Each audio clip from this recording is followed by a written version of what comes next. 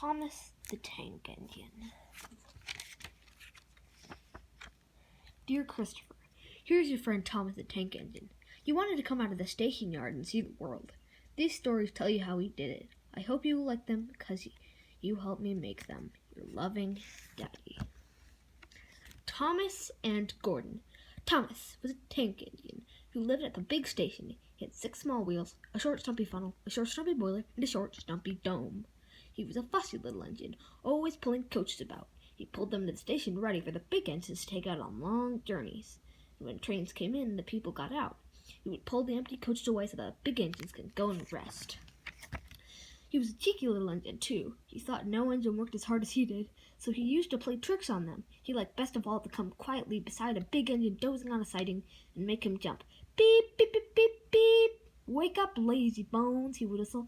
Why don't you work hard like me? Then he would laugh rudely and run away to find more coaches.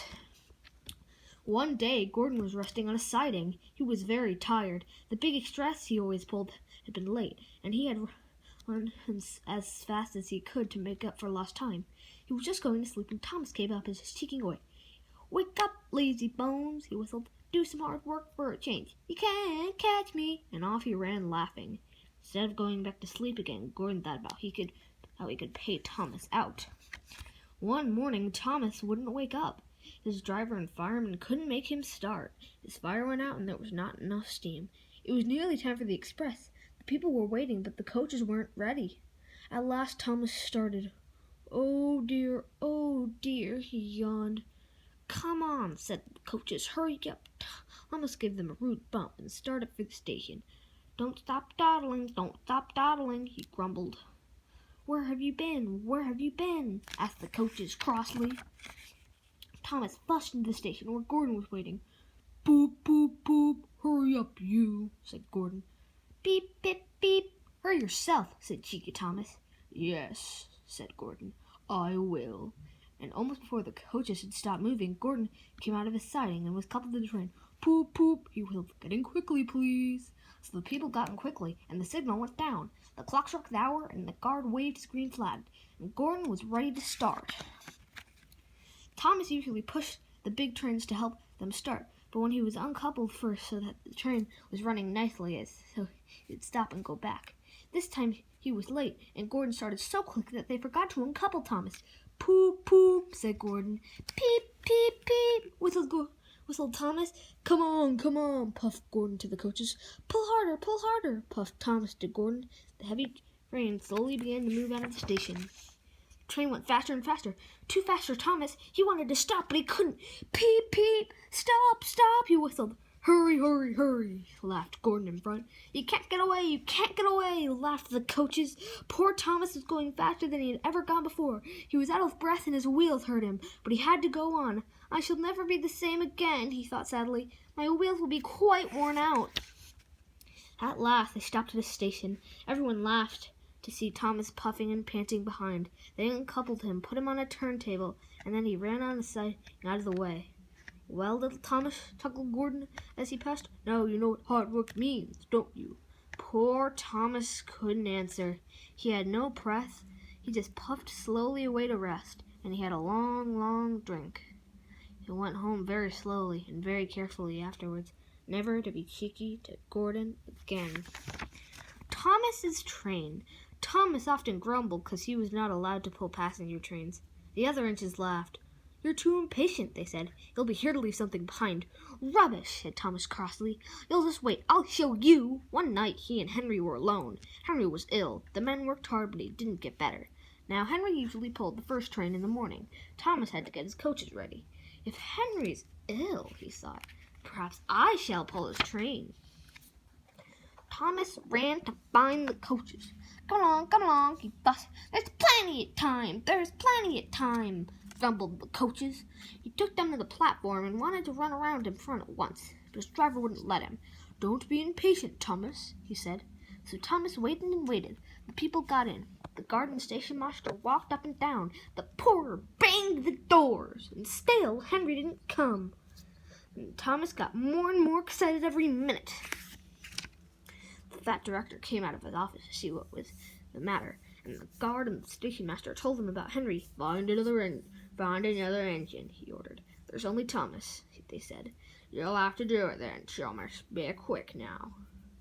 So Thomas ran around to the front and back down, and the coach was ready to start. Don't be impatient, said his driver. Wait till everything is ready. But Thomas was too excited to listen to a word he said. What happened next, no one knows. Perhaps they forgot to couple Thomas to the train. Perhaps Thomas was too impatient to wait till they were ready. Perhaps his driver pulled the lever by mistake. Anyhow, Thomas started. People shouted and waved at him, but he didn't stop. They're waving because I'm such a splendid engine, he thought importantly. Henry says it's hard to pull trains, but I think it's easy.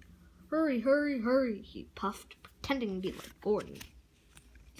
As he passed the first signal box, the men leaning out, waving and shouting. They're pleased to see me, he thought. They've never seen me pulling a train before. It's nice of them to wave. And he whistled, peep, peep, thank you, and hurried on. But he came to a signal at danger. Bother, he thought. I must stop. It was going so nicely, too. What a nuisance signal was. And he blew his angry whistle. Peep, peep. One of the signalmen ran up. Hello, Thomas. Yes, he said. What are you doing here? I'm pulling a train, said Thomas proudly. Can't you see? Where are your coaches, then? Thomas looked back. Why, bless me, he said, if we haven't left them behind. Yes, said the signalman. You'd better go back and quickly and fetch them. Poor Thomas was so sad he nearly cried. Cheer up, said his driver. Let's go back quickly and try again. At the station, the passengers were talking at once. They were telling the fat director, the station master, and the guard what a bad railway it was. But when Thomas came back, they saw how sad he was and couldn't be cross. So they coupled him to the train, and this time he really pulled it. But for a long time afterwards, the other engines laughed at him and said, Look, there's Thomas, who wanted to pull a train, but forgot about the coaches. Thomas and the trucks. Thomas used to grumble in the shed at night. I'm tired of pushing coaches. I want to see the world. The others didn't take much notice, for Thomas was a little engine with a long tongue. But one night Edward came to the shed. He was a kind little engine and felt sorry for Thomas. I've got some trucks for you to take tomorrow, he told him. If you take them instead, I'll push coaches in the yard. Thank you, said Thomas. That will be nice.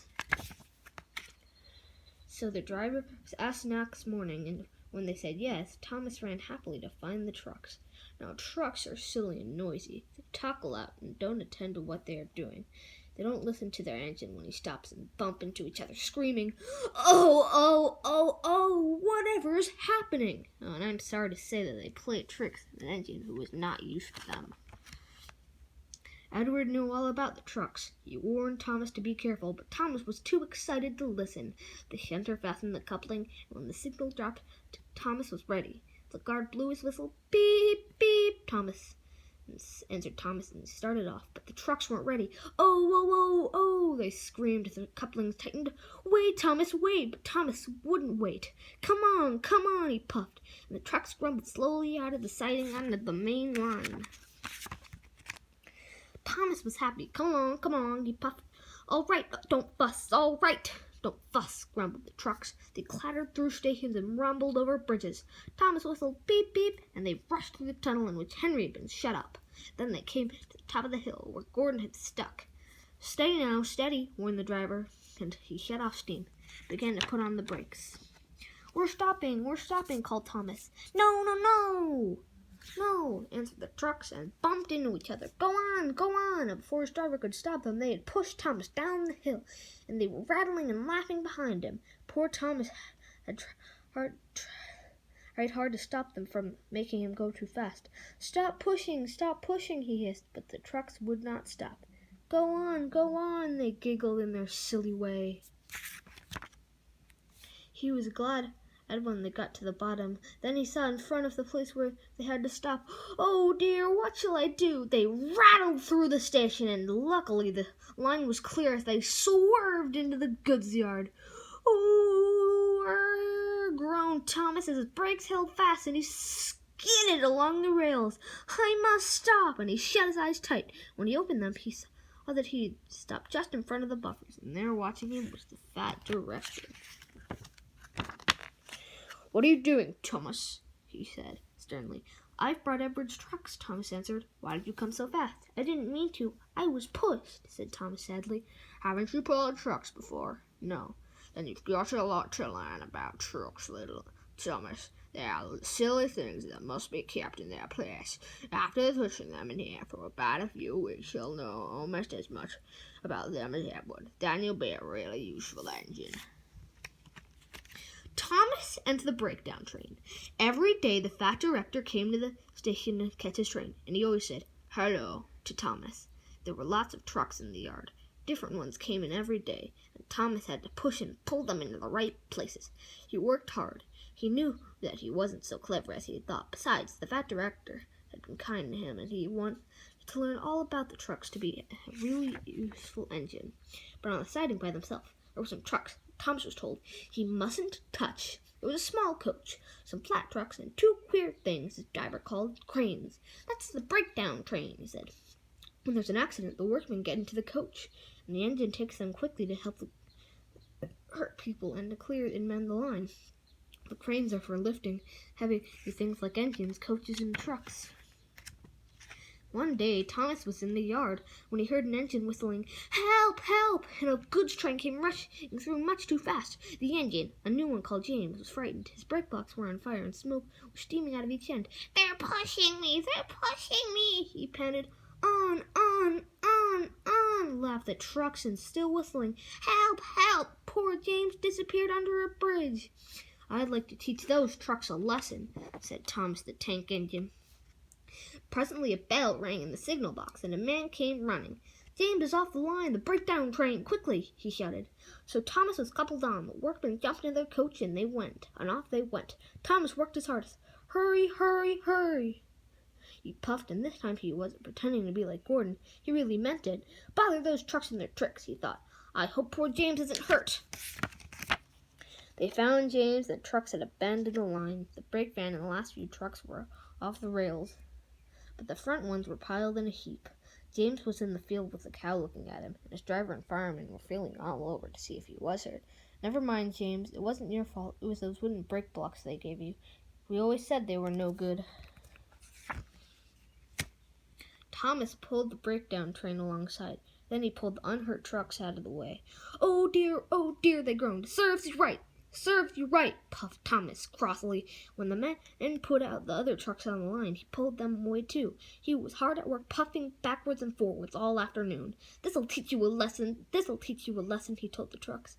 And they answered, "Yes, it will. Yes, it will," in a sad, groany, creaky sort of voice. They left the broken trucks and mended the line. Then with two cranes they put James back on the rails. He tried to move, but he couldn't. Thomas helped them back to the shed. The fat director was waiting anxiously for them. "Well, Thomas," he said kindly, "I've heard all about it, and I'm pleased with you. You're a really useful engine. James shall have some proper brakes and new coat of paint, and you shall have a branch line all to yourself." "Oh, sir," said Thomas happily. Now Thomas is as happy as can be. He has a branch line all to himself and puffs proudly backwards and forwards with two coaches all day. He is never lonely because there is always some engine to talk to at the junction. Edward and Henry stop quite often and tell him of the news. Gordon is always in a hurry and does not stop, but he never forgets to say poop poop to little Thomas, and Thomas always whistles peep peep in return.